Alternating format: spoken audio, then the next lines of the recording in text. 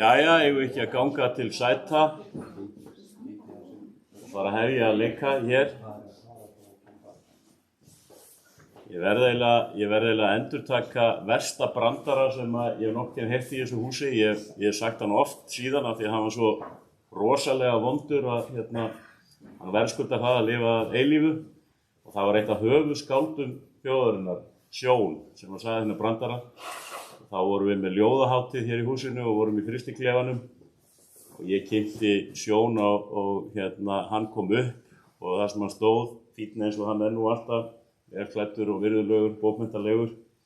Það auðvitað við hæfi í sláturhúsi að stíga á svið. Þetta svo vondur brandari að hann verðskuldar eilíft líf, held ég. Komið þið sælubræsu. Ég að kynna mig fyrir kannski einhverja sem mögulega að horfa í útsendingunni. Ég held að allir hér í húsinu viti hver ég en ég heiti Stefán Bogi Sveinsson. Ég forstöðumaður Héraðsskjalasafns Austfirðinga og við erum hér að hefja fyrsta fyrirlesturinn í nýrri fyrirlestrarröð sem að nokkrar stofnanir á Austurlandi standa að í sameiningu, stofnanir og félög. En það Héraðsskjalasafn Austfirðinga, það Gunnarstofnun á Skriðuklaustri. Það Rannsóknarsetur Háskóla Íslands á Austurlandi, það Sögufélag Austurlands, Hallormsstaðaskóli og Minjasafn Austurlands. Og við höfum valið þessari fyrirlestrarröð yfirskriftina nýjustu fræði og vísindi á Austurlandi.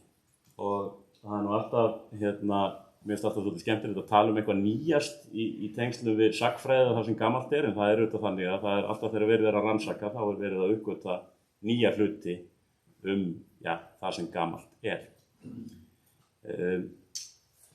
Við fengum hér til þess að ríða á vaði í þessari fyrirlestrarröð Erlu Huldu Halldórsdóttur, doktor í sagnfræði og prófessor við Háskóla Íslands.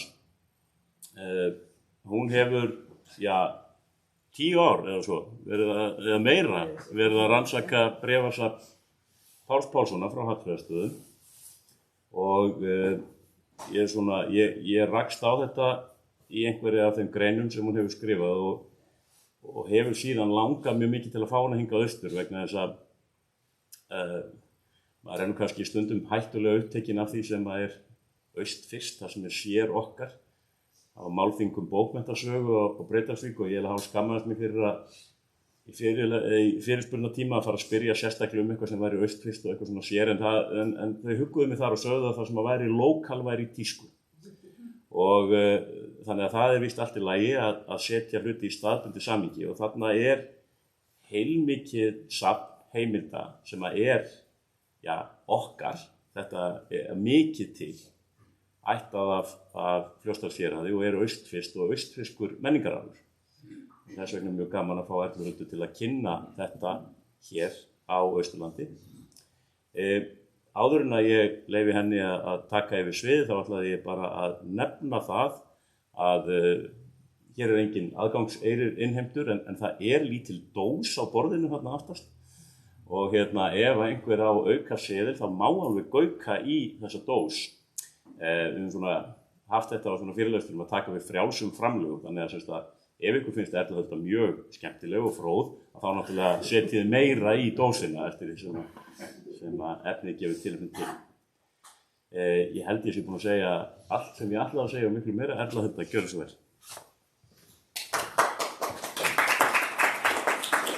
Takk fyrir Stefán Bogi. Ég vona að ég standi þá undir nafni og þið dragið fram seðlana í lokin. En kærar þakkir Stefán Bogi, Unnur, Skúli Björn og þið öll fólk og stofnanir sem standi fyrir þessari fyrirlestrarröð. Það heiður að fá að vera fyrst til þess að tala þetta stórkostlega bréfasafn og þetta fólk sem ég hef fengist við í þó nokkur tíma. Og Stefán Bogi sagði mér upphaflega að ég mætti tala alveg ofboðslega lengi og ég held ég sé með kannski 45-50 mínútur í svona undirbúnar ef ég stenst freist, og ég ætti að halda mig við það, ef ég stenst freistinguna að vera ekki að bæta inn í sögum hér og þar eins og fræðimönnum og fyrirlesurum hættir til að gera. Og endilega svo í lokin þá beinið á mig fyrirspurnum og eins og ykkur hentar. Eitt sem ég langar að nefna strax og þá líka fyrir þá sem mögulega er að horfa í streymi, þannig að því ég stundum að með beinar tilvitnanir í það sem fólk að segja í bréfum og þá ætlum ég bara að gera svona þessa leiðilegu gæsalappir svona með höndunum í staðin fyrir að vera alltaf að segja við ykkur tilvitnun hefst og tilvitnun lýkur, af því að það tekur líka tíma frá okkur og eyðileggur svolítið flæðið. En eins og Stefán Bogi nefndi þá hef ég unnið mjög lengi að rannsókn á þessu bréfasafni eða framan af bara tilteknum bréfum úr því. Og það var þannig að þegar ég var að vinna meistaraprófsritgerð í sagnfræði fyrir 30 árum, þá sat ég vikum eða ég held bara mánuðum saman á Íslandssafni, Landsbókasafns eða handritasafninu og las sendibréf frá 19. öld. Aðalega bréf kvenna og meðal annars bréf sem systurnar Sigríður og Þórunn, Pálsdætur og Hallfreðarstöðum í Hróarstungu skrifuðu til Pálssonar, bróður síns. Og það var kveikjan að því að löngu síðar, 2011 eða svo, ég ætla að sé ekki 11 ár síðan, að þá þegar ég hafði lokið doktorsverkefni mínu að þá hóf ég aftur rannsókn á bréfum og ævi Sigríðar. Þá rannsókn hef ég birt nokkrar greinar og bók bréf og líf Sigríðar er á lokametrunum. Þetta er svona eins og ýmislegt annað sem að fara í afsökunartóninn að það er bara, það er lífið og það er önnur störf og það er ýmislegt sem tefur fyrir. Nú aðrir fjölskyldumeðlimir koma sjálfsögðu við sögu en ég hef unnið. Nú ævi Sigríðar verður að öðru leyti ekki rakin hér en svona ekki öðru 2009, giftist og býr í Reykholt í Borgarfirði í nokkur ár, síðan er hún ekkja í Síðumúla í Hvítársíðu, giftist síðan yfir í Flóan í Hraungerði, er þar og býr síðustu ævi árin á Breiðabólstað í Fljótshlíð og þar er hún grafin, þar er leiðið hennar, deyr 1871, hún eignast 6 dætur, 3 deyja sem smábörn, verða ekki eldri en 2 ára ef ég man rétt. En viðfangsefni dagsins er bréfasafnið sjálft, þar sem ég ræði sendibréf og dreg svipmyndir af lífi fólksins sem þau snúast og þá fyrst og fremst af héraði, svona fram til 1830. Skriftarkunnátta, það að kunna skrifa, það voru forréttindi á 19. öld og það voru eins og við þekkjum menntamenn og embættismenn sem kunna skrifa, þar almennings, einkum konur, voru óskrifandi enda talin óþarfi að stúlkur og fátækir piltar lærðu að skrifa. Og það var ekki skylda að kenna börnum að skrifa fyrir 1880. Það er svo seint. Í hinu vestræna heimi þá voru sífellt fleiri sem sóttust eftir því að læra að skrifa á síðarhluta 18.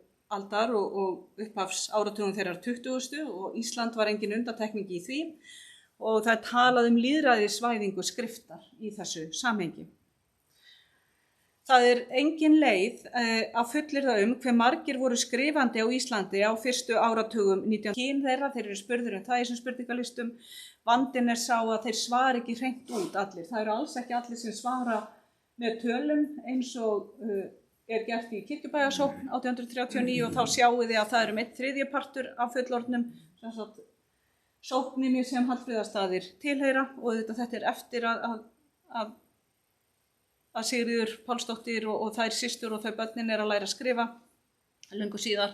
En þið sjáu að það eru 1/3 hluti fullorðina sem kunna að skrifa og það eru næstum helmingi fleiri kallar sem kunna að skrifa heldur konur. Þannig að þetta passar í rauninni við þessar niðurstöður sem ég hef séð. Nú fólk notaði skriftarkunnáttuna meðal annars til þess að skrifa sendibréf og þannig halda tengslum við vini og ættingja, segja fréttir af fæðingum og dauða, búskapnum og ferðalögum. Mennta karlar og prestar ræddu bókmenntir og pólitík í bréfum. Talsvert hefur verið gefið út af bókum með sendibréfum fyrir tíma, til að mynda voru valin bréf úr bréfasafni Páls Pálssonar gefin út í bókinni Skrifarinn á Stapa árið 1957 og þið þekkið sjálfsagt mörg þá bók. Eins stórkostleg heimild og sendibréf eru, þá segja þau aldrei alla söguna því þótt við sem lesum þau löngu síðar teljum okkur sjá í þeim tiltekna samfellu eða þráð, þá einkennast bréfasambönd og bréfasöfn af því svona sem við í fræðunum tölum sem það eru rof og þagnir. Engin bréf eru send í einhver tíma, berast ekki viðtakanda í heilt ár eða árum saman, einhver deyr eða hættir að skrifa, svo fyrir utan all bréfin sem tínast aldrei komast á áfangastað. Og oftast aðeins önnur hliðin varðveitt. Við erum til dæmis ekki með bréfin sem Pálsson skrifaði systkinum sínum, mömmu eða ömmu, þau hafi ekki varðveist. Og ég reyndar veit að af því að það kemur fram í bréfi líklega hjá Sigríði, systur hans, sem segir einhvern tímann eftir að hún komin suður, ekki þarftu að óttast bróðir minn að bréfin þín fara á flakk, við systur brendum þau áður en að við skildum. Og svona, þetta er svona moment þar sem maður fær næstum tár í augun á skjalasafninu og þá hugsaði ég, þá voru þeir kannski ekki bara að brenna bréfin sem að sendi þeim, heldur líka bréfin sem að sendi mömmu sinni og ömmu heima á Hallfreðarstaði og ef við hefðum nú þessi bréf. En þráðurinn sem dreginn í gegnum bréfasafn á borðis af Páls verður til eftir á og búinn til að þeim sem skoða safni löngu síðar og vita hver lifir og hver deyr. Ég til dæmis og ég skjóti því inn í að þetta einhvern veginn, það svona sorglegu þráður í lífi Stefáns Pálssonar, eins bróðurins og þó ég fari ekkert mikið út í það í fyrirlestrinum, að þá einhvern veginn þegar ég les og bréfin hans og í kringum hann, þá finnst mér ég alltaf sjá, þannig þessi þráður komin. Að það einhver sorg, einhver depurð sem endar svo í ótímabærum dauða.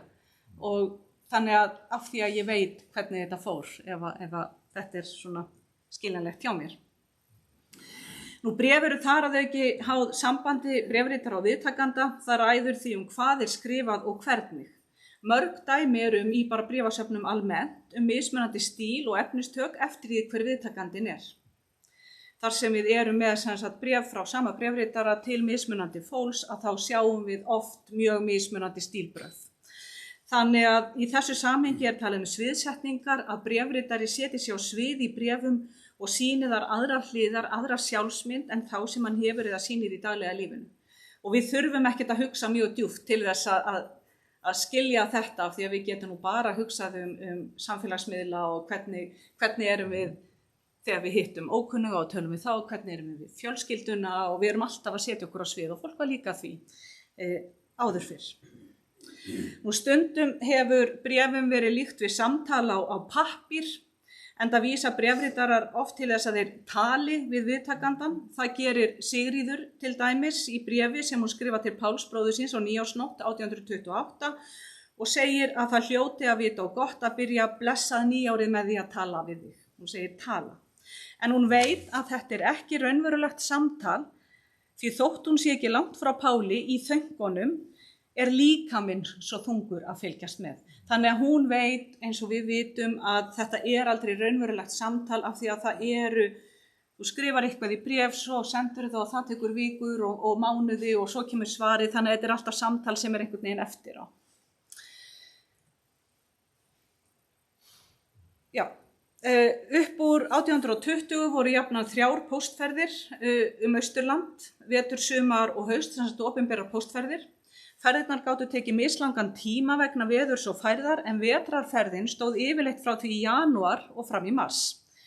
Sem dæmi þá bárust bréf sem voru skrifuð á Hallfreðarstöðum 8. og 10. janúar 1824 til Reykjavík þar sem Páll bjó, hann bjó þá þar tæpum 6 vikum síðar. Hann skrifaði svarbréf 14. mars, hann fór og það svo frábært eftir sem líður á æfans þá fyrir hann að skrifa á bréfin hvenær þeim svarað, hvenær þau bárust og hvenær þeim svarað. Þannig að það að gera mjög skemmtilega rannsókn á því hversu langan tíma að spá í ferðalag bréfs. En bréfin var fljótlega úr að sunnan, en þau koma austur í kringum 20. maí. Og mér sýnist líka alþjóðlegt eða einkenni á bréfum sem eru skrifið í útlandum, að fyrir ofsalega stór partur af bréfum í það að segja senda, því að það alltaf verið að útskýra það, þetta er mjög merkilegt. Og þessi bréf sem komu 20. maí hingað austur hafa líklega verið utan skipulaðra póstferða, því að fólk nýtti þessar óvæntu ferð og það var líka nóg kannski. En nú að fólkinu. Við byrjum í Reykjavík þar sem stórættuð en efnalítil stúlka Sigríður Jónsdóttir Vídalín. Hún giftist dönskum verslunarmanni Jens Ørum árið 1783 og tók eftirnafn hans og þannig við köllum hana Sigríðu Ørum. Þau eignast dótturina Malene sem samt alltaf Jensdóttir, þetta var Jens Ørum þannig að hún ekkert með Ørum-nafnið. Þau eignast dótturina Malene en Jens Ørum deyr og Sigríður fer fljótlega til bróður síns Geirs Vídalíns biskups sem var á Lambastöðum á Seltjarnarnesi. Hér austur á Héraði og í Vopnafirði voldug sýslumannsætt þar sem aðal karlinn 1800 Guðmundur Pétursson, sýslumaður í Krossavík, forríkur. Hann hafði lært lögfræði í Kaupmannahöfn og sigldi 5 sinnum sem þótti mikið. Hann var tvíkvæntur. Seinni konans var miklu yngri og systurdóttir að auki. Konungsleyfi þurfti fyrir því að giftast svo nánu skyldmenni. Og eitt barn hans af fyrra hjónabandi var Páll Guðmundsson. Og þessi minningatafla, ef þið hafið ekki séð hana, ef þið farið í Þjóðminjasafnið, ég mæli eindregið með því að skoða hana. Hún óskaplega falleg. Það var Pétur Þorsteinsson, pabbi Guðmundar, líka sýslumaður, hann lét gera hana af sér og sinni fjölskyldu út í Kaupmannahöfn 1760 og eitthvað og hún var lengi í svona litlu guðshúsi eða kirkju sem var hérna svona heimakirkju á Ketilsstöðum. En hún núna á Þjóðminjasafni og hún algjörlega stórkostleg og við með að þið sjáum hérna Pétur sjálfur, þetta Guðmundur Pétursson og hér Sigurður Pétursson, leikritaskáld. Og síðan það hérna Þórunn Guðmundsdóttir, hér kona Péturs og svo það Björg Pétursdóttir og líka Hólmfríður, hinn dóttirinn. Þær allar eins í framan eins og hefur verið bent á hérna töflunni. Það smá ólík svipbrigði á köllum af því að þeir sátu raunverulega fyrir sjálfir, allir út í Kaupmannahöfn, en málarinn var bara mála þær eftir svona lýsingu þannig að þær allar eins. En hérna, þetta ofsalega falleg tafla.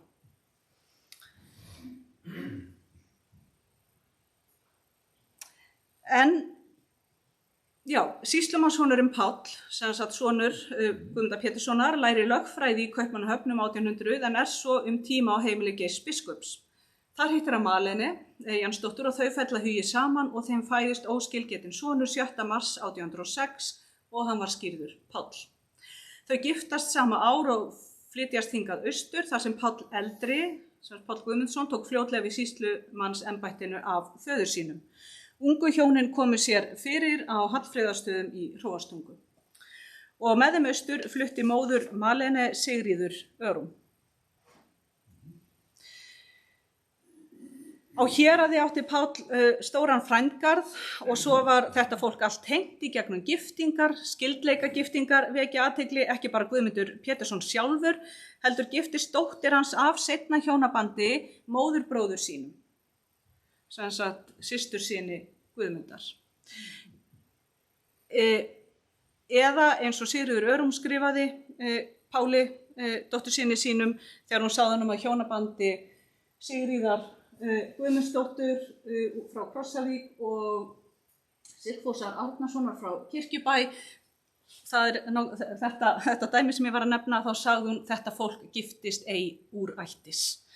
Og þetta eiginlega svolítið óskiljanlegt en það sem sagt Guðmundur og Björg systkini, Björg á Þórunni með Guttormi sem ég man ekki hvað son var fyrramanni sínum og það svo þessi Þórunn sem að Guðmundur giftist, hún var seinni konans fyrir konan hér líka Þórunn, það rosalega mikið af Þórunnum og Sigríðum á þessu fólki og svo eignast Björg Sigfús með seinni manni sínum og hann gifti sem sagt dóttur Guðmundur og Þórunnar. Ég veit ekki hvort ég náðu þessu en þetta alveg, maður verður ofsalega ruglaður. Og þessi mynd bara til skemmtunar af því að þið skiljið ekkert í henni en ég hripaði hana upp fyrir kannski 10 árum þar sem ég var að reyna að ná utan þennan skyldleik og innbyrðis skiptingar. Flest þetta fólk kemur við sögu í bréfum Hallfreðarstaðafólksins og það kannski einkum fólki á Kirkjubæ sem skiptir máli og þar og það náttúrulega ekkert langt á milli bæjana og Kirkjubæ bjó Björg Pétursdóttir afasystir, eins og hún oft kölluð í bréfum, Maddama Björg, sem systir Guðmundar sýslumanns. Ég ætla ekkert að útskýra þessa mynd enda þið sjáið að hún í mestu vandræðum með að skilja þetta sjálf ef það líður of langt á milli þess að ég vinn í þessu efni. En ég get ekki sleppt hliðarsögu af Guðmundi Péturssyni, hann náttúrulega alveg svakalegur karakter. Hann fór í kaupstað eftir að lita af embætti 1807, var í Noregi og Kaupmannahöfn en í Edinborg 1810 og 1811. Þar deyr hann 7. ágúst 1811. Skjalavörður í Edinborg fann fyrir mig færslu í prestþjónustubók frá 1811 þar sem kemur í ljós að sýslumaðurinn dó undir nafninu Jordan Patterson. En nafnbreytingar á útlendingum voru mjög algengar á þeim tíma, sagði þessi skjalavörður. Þetta bara fullkomlega eðlilegt að breyta honum í eitthvað meira enskt. Hann titlaður danskt yfirvald eða dómari, magistrate stendur þarna, frá Íslandi, 65 ára, dáinn á fótbroti og jarðaður 3 dögum síðar, 9. ágúst. Guðmundur þótti harður sýslumaður líkt og forfeður hans og sagt var hann hefði verið duglegur að sækja sér fé með því að sekta fólk fyrir skírlífisbrot. Það segir kannski eitthvað munnmælasaga úr Vopnafirði sem að, ég held að þetta sé hjá Benedikt frá Hoftegi, þar sem sagt að andskotin hefði sótt Guðmund í eigin persónu nótt út í Edinborg á Skotlandi. Þar hafði hann horfið með leynd og það engin efa á því að sá sótti sem átti. Þannig að hann fékk ekkert svona. Guðmundur, þegar ég var að vasast í þessu út í Edinborg, var þar tíma, þá fór ég mitt líka, datt í hug, kannski bara var hann fluttur á sjúkrahús og einhverjar skrárum hann þar, þannig að ég fór og fletti í innlagnar og bókum frá Royal Infirmary sem var sjúkrahúsið sem reyndar enn til og var starfandi þá, en því miður þá var engin Guðmundur Pétursson lagður inn, þannig að hann hefur bara dáið heima hjá sér eða heima hjá einhverjum. Og ég fór líka, sendi líka fyrirspurnir og fór á fleiri skjalasöfn þarna af því að heimildir segja að svona fínir vinir, hann var komin í samband við eitthvað fínt fólk í Edinborg, að þeir hefðu kostað útförina. Kannski fæ ég þér vasklas. En ég fann ekkert það. En Guðmundur sagður hafa verið drykkjumaður og þó oft hávaðasamur. En enginn veit hvort það átti þátt í fótbrotinu. Guðmundur jarðaður í kirkjugarði í Líð og Edinborg renna orðið saman og þetta í Líð svo sem hann deyr líka. Og það kom fram í þessari kirkjubók. Þannig að ég fór ásamt núverandi þjóðskjalaverði sem var þá á ferðin í Edinborg líka. Og við fórum og fundum kirkjugarðinn, gengum þarna og leituðum, ætluðum aldeilis að finna gamla sýslumanninn og skála fyrir honum. Og þarna eru enn margar grafir og eldgamlir legsteinar eins og við sjáið en við fundum ekki gröf hans. Við vorum samt með svona hvar staðsetningin átti nokkurn veginn að vera en það gekk ekki vel. Lýðháin liggur uppi þannig að það getur vel verið að það við brotnað úr. Svo var búið að byggja fullt af húsum þarna oní og það voru brotnir legsteinar og greinilega búið að taka svolítið af þessum garðum. En ef að þið héraðsbúar eigið ferðum í Edinborg og viljið svona fara þangað þar sem gamli sýslumaðurinn ykkar endaði, þá er þetta skemmtilegu staður að heimsækja. Nú Guðmundur lét eftir sig mikið nauð, hann átti 30 jarðir hér og þar, auk alls konar hluta sem maður sér listaða í uppskrifi dánarbúsins. Hann var ekkert eðlilega ríkur, segir kollegi minn, sérfræðingur í dánarbúum. En upp frá þessu fór að skola undan bæði Auði og Valdi sýslumannsættarinnar gömlu.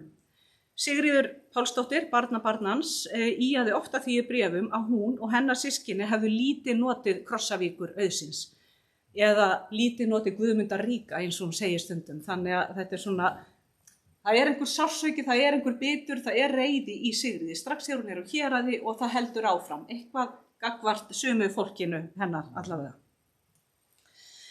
Í bréfum sem Páll sýslumaður og Malene og fleiri ættingjar skrifuðu og eftir 1810 eru svipmyndir af lífi þeirra, tíðarfari og börnunu sem fæðast hvert af öðru. Sigríður, Þórunn, Stefán og Siggeir og minnstakosti 1 sem deyr. Árið 1812 segir til dæmis að miklum harðindum norðalands og austan, hnésdjúpur snjór féll í Hróarstungu 20. júní og Páll sýslumaður skrifar vini sínu Steingrími Jónssyni, prófast í Odda, að kolfellir hafi orðið víða í sveitunum þá vorið. Sjálfur missti Páll ekki skepnur en hann segir þær ónýtar vegna megurðar sem kom meðal annars til að því að hann hafði gefið nauðstöddum hey og frelsaði nokkrar kýr frá dauða, eins og hann segir. Malene klárar þetta bréf, Páll byrjar að skrifa en hann að reka á fjall og má ekki vera að þessu og segir það bara og nú tekur Malene við og þannig að hún gerir það og segir hvað ég þá að skrifa, nú ég skrifa bara króana eins og við gerum konurnar og þá segir hún Steingrími frá börnunum sem eru fædd. Hún segir að sé óvíst gáfur litla Páls, hann lítur ágætlega út en kannski Steingrímur væri rétti maðurinn til að meta gáfur hans og kenna honum. Hún svona svolítið og þau Páll eru alltaf að henda lítið út netinu til Steingrímsa í að því að kannski geti hann tekið Pál til fósturs og gert úr honum mann síðar. Dæturnar tvær það að segja að Sigga, Sigríður, efnileg og næm en Þórunn ófríð. Þetta svolítið, hvað Þórunn, 1 árs þarna, en fallegur í einu augun. En þetta var mjög algengt og maður sér þetta í alls konar heimildum að fólk var bara svolítið, það sagði bara þessa hluti og það kannski var ekkert endilega með einhver ljótt með því, hann bara sagði það. Daglegt líf á Hallfríðarstöðum snerist búskapinn, heimilisrekstur og embættisstörf sýslumannsins. Árið 1815 eru 7 kynanna Páls og Malene, Sigríðar Örum og barnanna voru vinnumenn og vinnukonur á heimilinu, ef til vill einnig tökubörn, niðursetningar, en það virðast hafa verið heimildir tala brjóstbólgu, blóðuppgang, kvalir, hann hafði verið tæpur til heilsunar í 2 ár. Hann fær betri eftirmæli en faðir hans og afi því hann sagður gæflindur maður en heljarmenni að kröftum. Hann var 38 ára. Sigríður Örum sem hafi verið með því erfiðara sem hún hafiði lifað. En þó vil ég nú ei deyja, segir hún. Til þess var hún margt sem þurfti að hugsa og ganga frá eins og hvað yrðu Malene og börnin 5. Sigríður segir að þær verði varla við búskap en fari ef til vill með stúlkurnar í vist til Sigurðar Guðmundssonar, yngri bróður Páls sýslumanns. Sigurður bjó lengst af á Eyjólfsstöðum, á Völlum, en þarna á Víðivöllum inn í Fljótsdal. Öll framkoma Sigurðar Guðmundssonar eins og hún birtist í bréfum ber með þessi hlý og umhyggju. Hjarta slægir alltaf pínulítið hraðar þegar ég að lesa Sigurð. Hann var góður maður. Hann segir, skrifar Sigurður vill liggja dauður með og fyrir okkur. Hann alltaf tilbúinn til að hjálpa þeim og þetta einhvern veginn svo fallegt. Malene syrgir heitt elskaðan og góðan mann eins og hún skrifar sjálf í bréfi. Og þið sjáið þær að nota bréfsefnið vel notað, það Sigríður sem skrifar fyrst og svo tekur Malene við og skrifar nokkur orð. Bréf til Bjarna Þorsteinssonar Amtmannsar sem að segja frá dauða Páls Guðmundssonar. Uppskriftir dánarbúa eru gullnáma því þar allt talið upp að eigum hins látna og þannig það með dánarbú Páls sýslumanns og það sem langaði að vekja athygli á úr því það bara, þetta eru 345 liðir í 18 flokkum sem dánarbúið á karlmannsfötum. Það fannst mér svolítið skemmtilegt að sjá svona, það sem kallað pantalónsbuxur sem voru í tísku á þessum tíma, þröngar niður mjóar og með teygju undir ylina. Þar voru flestar bláar sem Páll átti en svo þegar maður reynir að googla og finna pantalónsbuxur litu nokkurn veginn svona út. Þannig að þið sjáið hann hefur verið svolítið skæslugur, kannski í bláu buxunum sínum og í uppskriftinni líka af því að fötin hennar Malene eru skrifuð upp, þau voru náttúrulega eign búsins, konur voru ekki fjárráða eða sjálfráða á þessum tíma og þá átti hún þarna 2 gulblómgaða kjóla af kottoni. Þeir eru mjög lítið notaðir og þetta reyndar einhver svona silkikjóll sem ég fann á netinu en þetta cirka sniðið sem gæti hafa verið á kjólunum en þetta eru kannski kjólar sem hún hafði notað þegar hún var ung stúlka á biskupsheimilinu fyrir sunnan áður hún var ófrísk næstum árlega og kannski hentuðu þessir gulblómguðu bómullarkjólar heldur ekki alveg í veruleikanum austur á Hallfríðarstöðum. Nú þegar skuldir höfðu verið gerðar upp erði Malene helminginn og svo komu börnin og í takt við erfðalög þessa tíma fengu synirnir 2 hluti en dæturnar 1. Vorið 1816 fór Malene ásamt móður sinni og 3 börnum, Páli, Sigríði og Þórunni, af Víðivöllum ytri í Fljótsdal til Sigurðar Guðmundssonar, bróður Páls sýslumanns, voru þar 1 ár. Handan Jökulsár var Siggeir, yngsta barnið. Hann var tökubarn hjá séra Vigfúsi Ormssyni á Valþjófsstað og hafði verið frá því Páll sýslumaður dó. Siggeir bara sendur strax í burtu til að létta á heimilinu. Páll yngri var á Valþjófsstað tíma og naut tilsagna frænda sín Sigfúsar Árnasonar frá Kirkjubæ, sem var þar að kenna piltum. Stefán fósturbarn á Hallfreðarstöðum hjá Guðmundi Jónssyni, sem orðinn bóndi þar, og konu hans Björgu Runólfsdóttur. Árið 1817 fara mæðgurnar aftur á Hallfreðastaði, nú í húsmennsku, sem þýðir að þær bjuggu á bænum en sáu fyrir sér sjálfar og ráku eigið heimili. En það óskaplega náið og gott samband milli heimilana. Og þar voru sem sagt Guðmundur og Björg.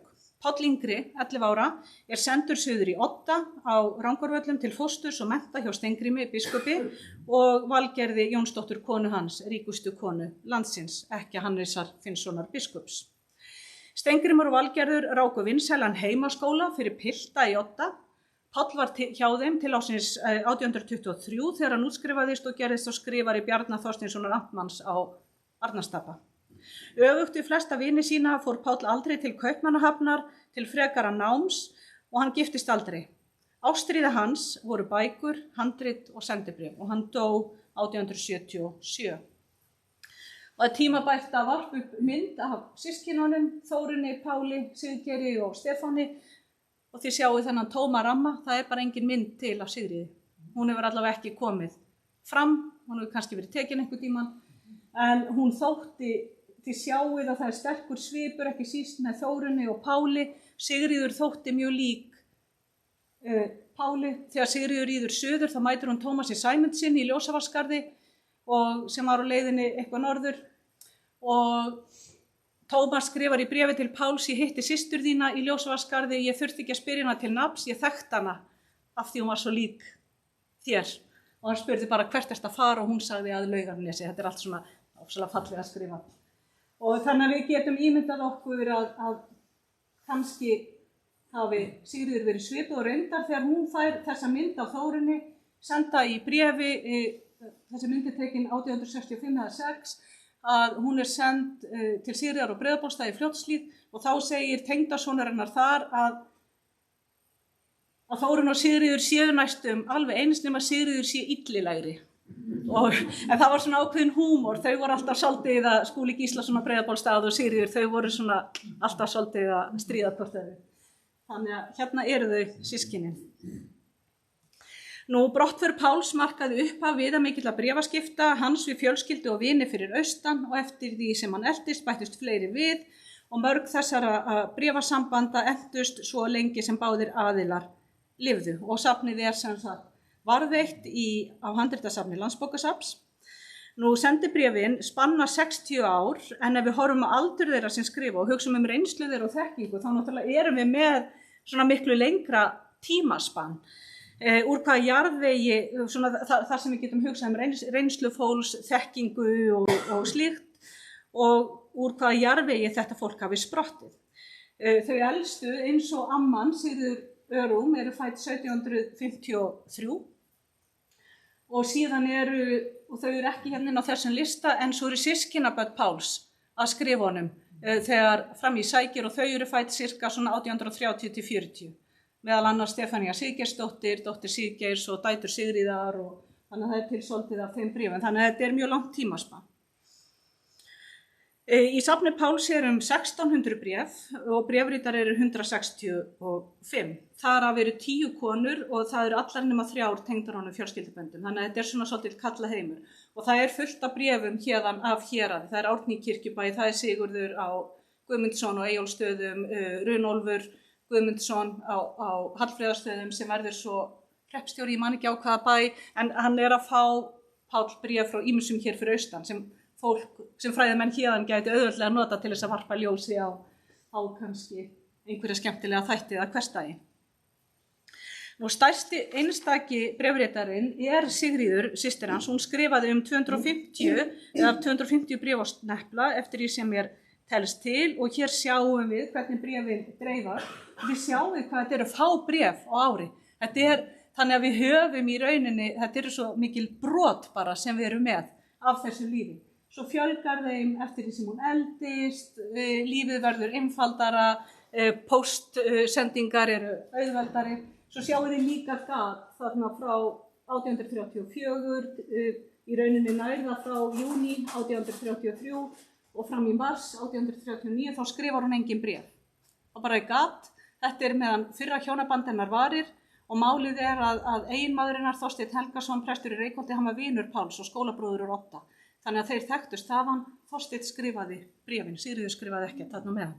Þetta er allt svo áhugavert og hægt að fara í alls konar pælingar.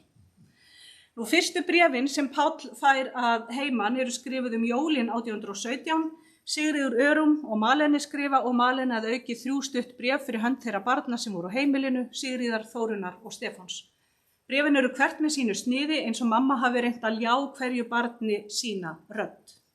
Og þannig var það næstu ár, en þá er það oft frændi þeirra, Sigfús Árnason á Kirkjubæ, sem skrifar.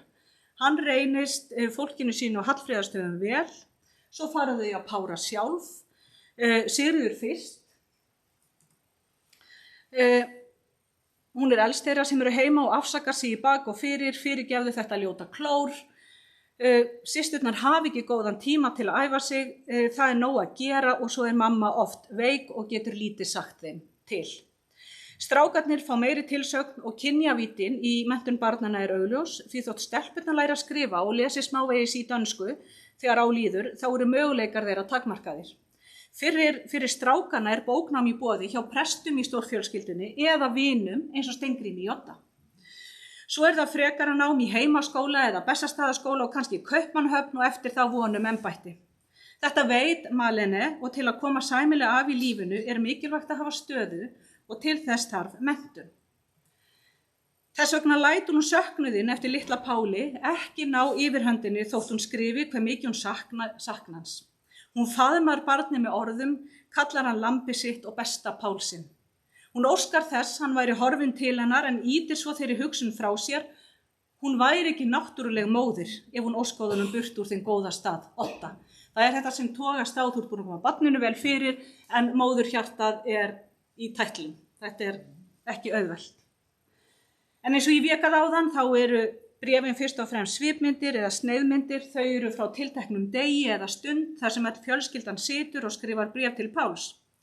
Amma Sigríður Örum virðist framan af stýra því hvað er skrifað. Pappírinn er dýrmætur og þau fáu bréf sem eru skrifuð árlega þarf að skipuleggja. Í nóvember 1825 er Þórunn til dæmis svo lítið fúl í bréfi sínu til Páls því henni hafði verið sett fyrir að skrifa sóttir sem hafðu gengið firði og hérað og margir dáið. Henni fannst bréfsefni niðurdrepandi og ekki síst af því að Sigríður, henni hafði verið sagt að skrifa Páli allt það skemmtilega, sem voru brúðkaup sem þeir hafðu farið í hjá frændfólki sínu Hofi í Vopnafirði og í Kirkjubæ.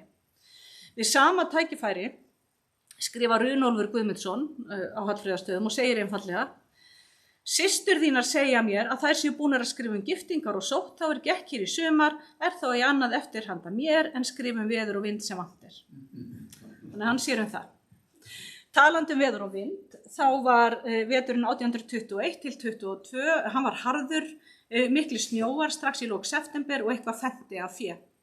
Fólk sem fór í Kaupstað til Vopnafjarðar lenti miklum hrakningum og komst naumlega í sæluhúsið á Smjörvarseiði. Amma sagðist aldrei hafa séð svona mikinn snjó þarna fyrir austan. Miðjan veturinn voru margir búnir að skera lömb og kýr því víða var jarðbann og ekki til nóg hey. Ástandi var sérlega slæmt í Vopnafirði og þær fréttir bárust að prófasturinn Guttormur Þorsteinsson og Hofi væri búin að skera 300 fjár og frændfólkið í Krossavík 150. Páska var enn allt á kafi í snjó og skera þurfti fleira fé. Á Hallfríðarstöðum var öllu lömbum slátrað, 20 ám, 1 kú og nauti. Skepnur voru sendar þvers og krussum hérað til þeirra sem gátu á sig bætt eða séð af heyi. Margir sendu vinnumenn með fjárhópa inn í Fljótsdal og Skóga og langan tíma voru 1400 fjár milli Víðivall og Rafnkelsstaða til göngu, skrifar amma. Og enn fleira hinum megin í dalnum. Þetta var fé af Jökuldal, úr Jökulsárhlíð, Hróarstungu og fjöldi fjár neðan úr fjörðum. Flest lifðu þá eins og amma segir hérna í lok þessa bréfs að þá var þetta mesta kraftaverk að það skildi lifa svo margt á svona litlu landi og síðan tók bara við blíðviðri í síðustu viku vetrar svo mikið að amma hafði aldrei séð annað eins og alla skepnur komist í gott stand. Það eru þessar ofboðslegu sveiflur sem fólk lifir við og er illa varið gagnvart þeim. Nú hversdagurinn er ábyrjandi í bréfunum og það er eitt af því sem er svo heillandi við þau. Færir okkur nær þessu fólki sem var uppi fyrir 200 árum. Þórunn skrifar kindina sína á buksu sem var oft tvílemd en drafst í keldu 1821 óborin af því að eins og Þórunn orðar það ultu út úr henni 2 lömbin þegar þau funda hana. Og Sigríður skrifar hestinn Stjarnar Blesuson sem hún kallar líka gullskó. Hún sér fyrir sér að ríða honum suður til Páls. Sigríður langar nefnilega alltaf í meira en býðst heim á héraði. Hún þráir framfarir og vill komast burt. Ferðalög milli bæja eða í brúðkaup og veislur eru svo lítil ævintýri fyrir systurnar Þórunni og Sigríði en þær fara oft til frændfólksins á Kirkjubæ. Stutt en skemmtileg lýsing er í bréfi 1825 þegar Sigríður kemur á sýslumannsheimilið á Ketilsstöðum, fær sjokkólaði og sýslumannsfrúin Anna Sigríður var sem sagt Þórarins dóttir, sýnir henni alla stóru stofuna. Og ég fann enga mynd af Önnu Sigríði þannig ég setti bara Pál Melsteð þarna, Þórðarsson Melsteð. Hann er náttúrulega í miklu sambandi við Hallfreðsstaðafjölskylduna í öllu þessu og reynist þeim vel þó Sigríður verði stundum pirruð á honum. En hann er, já, hann merkis kall. Malene er oft veik og heldur sig heima. Hún fer ekki í Kaupstað en reynir að komast upp í Fljótsdal til að sjá yngsta drenginn sinn Siggeir. Það tekst ekki árlega, hún bara hefur ekki heilsu. En hann dafnar vel, er sprækur og spilltur af eftirlæti hjá fósturforeldrum sínum. Amma fyrir Kaupstað framan af en árið 1820 skrifar hún Páli að nú fari hún ekki hún fari varla framar, hún yrði of þung á sér í snjónum. Bréfin til Páls fær ekki aðeins fréttir af hinu hversdagslega heldur líka því óvenjulega sem rífur venjubundinn takt samfélagsins, eins og hvítabjörnin sem kom með hafís páskaleiti 1819 og gekk á land á Borgarfirði eystra. Hjörleifur okkar á Nesi skaut til þess en það hljóp með skotið, skrifar amma Páli á fyrsta föstudegi í sumri, en það var Benedikt á Hofstrand sem lagði það svo deyja hlaut. Með sama ís kom talsvert af sel í Vopnafjörð og Guttormur Guðmundsson, frændi í Krossavík, sló eina 20 seli á ísnum. Skrímslið í Lagarfljóti hristi líka upp í hversdeginum, til dæmis sama vor og björnin hljóp á Borgarfirði. Þegar fljóti braut af sér ísinn þetta vor 1819, þá sást til skrímslisins frá Hafursá, þar sem það var við ísbrúnina 100 til 150 metra frá landi. Það var grátt að sjá og í formi eins og hestur stæði á kafi og lendin stæði upp en ei sáu þeir fætur eða anga neina á þessu. Skrímslið sást fyrst á laugardegi en færði svo á móti straumi og hægum vindi upp undir Hallormsstað en hvarf á sunnudeginu. Á meðan á þessu stóð rak ísinn út eftir. Amma lýsir þessu í bréfi en sýslumaðurinn Páll Melsteð sagði henni.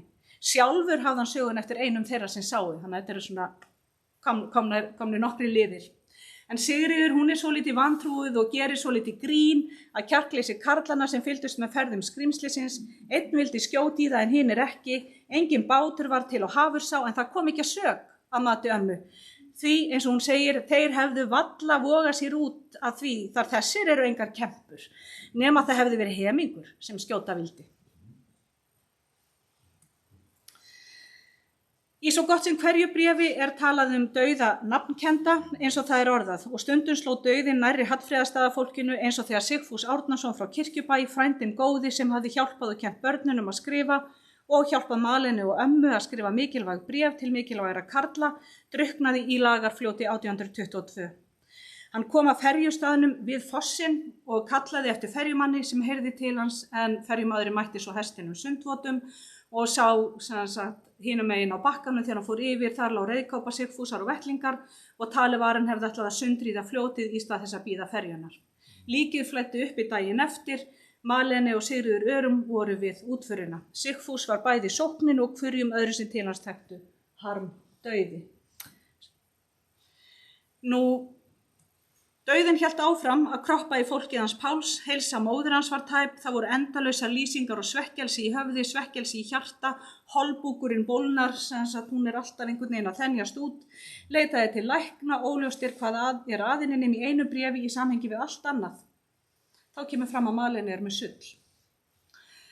Amma skrifar Páli þetta allt og fegrar ekkert. Árið 1821 endaði hún sjúkrasögu með þessum orðum: Ég veit að illa gjör ég við þig að vera að rekja þér þessa raunarollu, en eins er gott að búa þig undir að taka með manndómi því mæta eða því sem koma skal. Nú síðasta bréf Malene til Páls er frá maí 1824, í því eru almenna fréttir af heilsu, veðráttu og af ensku skipi sem kom á Berufjörð til að sækja hafís sem ekki var að fá. Til allra lukku fyrir Austfirði, segir Malene. Hún kveður Pál með þessum orðum: Ég get nú ei meira í þetta sinn, lifðu nú lambið mitt góða, sem ég óska á ann. Ég er þín af hjarta elskandi móðir Malene Jensdóttir. Á Jónsmessu sest amma í meðalagi skjálfhent, eins og hún lýsir, niður við að skrifa bréfi sem hún vildi ekki skrifa og lýsir dauða Malene. Hún hafði verið þjáð allan seinnipart vetrar á verkjaflogum allan holbúkinn, þykktin jókst mikið, læknar gátu ekki hjálpað henni, hvorki Jörgen Kjerúlf, héraðslæknir, hann átti engin lyf, né séra Guttormur Pálsson í Vallanesi sem var svona þekktur læknir þó hann væri ekki svona formlega lærður og það leituðu mikið til hans. Nú síðan koma þessar lýsingar, svo fyrri á þriðja sunnudegi í sumri fékk hún geysileg uppköst og þau framhéldu til seinasta dægus sem hún lifði. Það uppgekk var allt fagurgult þó ei líkt greftri en mjög lyktarslæmt og mjög var þessi sjúkdómur líkur í öllum aðburðum helsótt föður þíns. Nema hvað hér sýndust enn meiri þjáningar því holbúkurinn blés svo upp að engin hæð var. Og þá hugsa maður, var Páll kannski bara með sull líka. Síðan er dauðinn sjálfur fagur eins og oftast í lýsingum af þessu tagi. Það var líka mikilvægt á þessum tíma svona í trúarheiminum að deyja fallega, deyja guðlega. Og þá sjáum við þessa lýsingu, fyrstu 5 dægur að sjúkdómi hennar komi blundur á hennar augu og hinn tíman nokkuð tíma lengri svefn en vera kunni lengd 10 mínútur. Þangað til seinasta kveldi sýndist hún sofa með ósiðvanalegri ró, hér heila tíma, vaknaði, renndi lítið augunum til okkar í kringstóðum og slokknaði svo sem ljós. Malene var 38 ára. Á bréfum á ráða að bræðurnir Siggeir sem var enn í fóstur upp í Fljótsdal og Stefán sem var kominn til séra Guttorms Þorsteinssonar og Hofi í Vopnafirði hafði ekki verið við jarðarför móður sinnar en sumarið voru þeir báðir eina kvöldstund á Hallfreðarstöðum. Þetta kvöld vantaði þig, skrifar amma, og víst var þó útsýnisbrek í kollinum á mér kvöldið að sjá þennan hóp. Þarna hefur hún horft á þau, foreldralausu barnabörnin sín, Sigríði, Þórunni, Stefán og Siggeir, 9 til 15 ára gömul, suður í Reykjavík var Páll 18 ára. Hvað átti hún að gera við þennan hóp? Árið 1826 Siggeir sendur þvert yfir landi til Páls á Arnarstapa á Snæfellsnesi. Þar bjó hann á heimili Bjarna Þorsteinssonar Amtmanns, góðvinnar fjölskyldunar og vinnuveitenda Páls. Þannig komust drengirnir smám saman í höfn með hjálp fjölskyldu og tengslanets valdsmanna. En hvað með systurnar Sigríðu og Þórunni? Amma gerði sitt til þess að tryggja velferð þeirra og að þær kynnu alla nauðsynlega kvenfólksvinnu. Þó sagði hún árið 1826 að þótt systurnar væru orðnar velvinnandi að því hér fyrirfellur, þá gætu þeir ekki tekið framförum hjá henni, hvorki til lífs né sálar í því fína eður því sem menn kalla lefumóði. Því það hafa hún aldrei kunnað sjálf, sem ekki rétt við þetta. Danska slettan lefumóði þýðir ekki aðeins lífsmáti, heldur einnig framkoma það að kunna sig. Og þar vísar amma til þessara kvenlegu dygða og fínni lifnaðarhátta sem hún vissi þetta myndu skipta máli ef systurnar myndu giftast meiri háttar mönnum og var kannski lykillinn að því að þær gætu gifst rétt. En hvar áttu þær að vera? Amma vissi að margir ættingjar á Héraði og í Vopnafirði myndu vilja taka við Þórunni, enda væri hún bæði góð og efnileg og hefur lempuðust í skapminni. Sigríður nafn hennar, hún var svolítið annar handleggur. Engan þann stað veit ég hér, skrifar amma, sem ég vildi óska Siggu minni. Hún veit að hún einhvern veginn rekst ekki vel með fólkinu sínu þarna fyrir austan. Það sem Sigríður gat þó gert og kom í gegn var það að tryggja systurnar myndu erfana. það litla sem hún myndi láta eftir sig. Og það skrifur hún Páli í löngu máli af því að þá þurftu drengirnir sem strákarnir þurftu að gefa eftir sinn arfsluta. Þannig til að þær gætu fengið þetta. Og hún með sífelldar áhyggjur og skrifar: Æ, en hvað verður ungana mína þá ég dauð, spyr hún og biður Pál að hætti ekki að skrifa sér fyrr en þú sannfréttir ég sé dauð. Þetta var síðasta bréfið sem hún skrifaði Páli. Sigríður Örum dó 21. júní 1828 eftir að hafa legið í 2 vikur. Hún var þó ekki þungt haldin fyrir síðustu 3 dagana þegar líðingarnar urðu miklar, en hún stóð sig eins og hetja, skrifa Sigríður Pálsdóttir bróður sínum. Séra Árni á Kirkjubæ, maðurinn hennar Bjargar afasystur, segir að helsóttin hafi verið hörð síðustu 2 dagana en hún hafði mál á rænu fram í andlátið og hún var öllum harmdauði og ógleymanleg, skrifar Árni. Nú tókum við heilmikil bréfaskrif þar sem systrunum var ráðstafað. Úr varð að Þórunn fór að Kirkjubæ til frændfólksins þar sem en Sigríður fékk með hjálp Páls, bróður síns, pláss hjá biskupshjónunum í Laugarnesi, suður í Reykjavík, og þangað fór hún síðsumars 1829. Systurnar kvöddust þá sumarið og sáust aldrei aftur. Var mér sárt að skilja við hana, skrifa Þórunn. Sigríður segist ekki hafa farið nauðu úr Austfjörðum nema í því tilliti að skilja við systur mína Þórunni. Stefán var áfram á Hofi, fór í Bessastaðaskóla og svo til Kaupmannahafnar. Guttormur á Hofi styrkti hann til náms, en segja má að endurgjaldi hafi verið svolítið hátt. Þetta flókin saga og við vitum ekki allt, en þetta eitthvað svo sorglegt. Hann trúlofaðist og giftist Björgu, dóttur Guttorms, gegn vilja sínum, virðist vera, og varð aðstoðarprestur tengdaföður síns og dó ungur 1841. Þetta mikið drama í bréfum og agalegt. Ekki bara í bréfum sem tilheyra þessu Hallfreðarstaða bréfasafni heldur fleiri bréfasöfnum, og þannig það með margt sem hér kemur fram. Þú færð ekki allt úr einu bréfasafni og þarft að leita víðar. Siggeir, sem hafði verið augasteinn móður sinnar og amma kallaði galinn fola í einu bréfi, sem gæti þá orðið góður hestur. Hann var svolítið rótlaus, hann var með Páli á Arnarstapa, svo í Bessastaðaskóla og loks hér á Austurlandi og Austfjörðum þar sem hann giftist, eignaðist börn og skildi, fór til Noregs sem tíma lærði ljósmyndun, daguerreotypu, sem mjög merkilegt, en engin mynd hefur varðist eftir hann. Enda sagði hann líka í bréfi, af því að hann var svo mikið hérna fyrir austan og með þessar græjur sínar og bara vetratíminn hræðilegur og það ekkert hægt að mynda með daguerreotypunni í þessum fjörðum hérna því að það bara vantaði sólarljósið yfir vetratíma. Og hann fékk loks seint og síðir skeggjastaði í Bakkafirði og dó 1866. Þórunn var allmörg ár í Kirkjubæ, Sigríður, systir hennar reyndi að fá hana suður en tókst ekki. Þórunn vildi vera á Héraði. Hún giftist loks, nú kemur smá nafnaruna, Halldóri Sigfússyni sem var óskilgetinn sonur frændans góða, Sigfúsar Árnasonar, sem hafði færist í Lagafljóti. Og það urðu líka örlög Halldórs, þetta endalaus grátur og sorg hérna. Hann, sem sagt, Halldór drukknaði frá Þórunni og 3 börnum, þar af einu ófæddu, hún var ófrísk að því síðasta. Þegar hann drukknar, þetta mikil harmsaga, því 2 af börnum Þórunnar voru ekki heilsu. En stórfjölskyldan og Héraði kominni til hjálpar að einhverju leyti, frændkonur til dæmis jómfrúr sem bjuggu hjá henni og kannski gaukuð einhverju að henni. Sigeirsbróðurinnar að hún giftist Páli Ólafssyni. Í þessu erindi mínu hef ég fyrst og fremst talað Hallfreðarstaðafólkið, opna glufurinn í líf þess og hugsanir eins og það birtist í bréfum. Þetta samt allt bara brot og svipmyndir. Frá tímabilinu 1817 til 1829 hafa varðveist í safni Páls yfir 100 bréf sem konurnar á Hallfreðarstöðum skrifuðu. Þess vegna skrifaði ég grein í tímaritið Sögu, einhvern tímann, hún bara aðgengilegin á tímarit.is sem heitir bara Kvennabréfin á Hallfreðarstöðum. Hún bæði svolítið svona fræðileg og svo líka bara bréfin. Og þetta eru sem mamma, amma, Sigríður og Þórunn. Ég hef í rannsóknum mínum einkum beint. Saga kvennanna á Hallfreðarstöðum í mörgum lögum. Hún snýst stöðu og stétt, völd og valdleysi, menntun og menntaskort, karla og konur, mismunun og tækifæri. Hún veit alltaf hvað hún vill og kemur sér áfram. En saga þessara kvenna og þessa fólks snýst þó fyrst og fremst lífið og þessi bréf.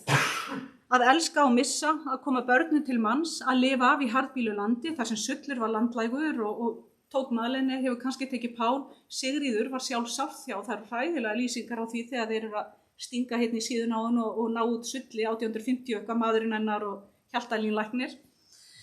Maður þarf að leggja frá sér bréfin í smá stund í þeim lestri. Og þetta náttúrulega tími þannig bara slæm kveðpest gat dregið fólk til dauða. Þetta saga af samheldni og tengslanir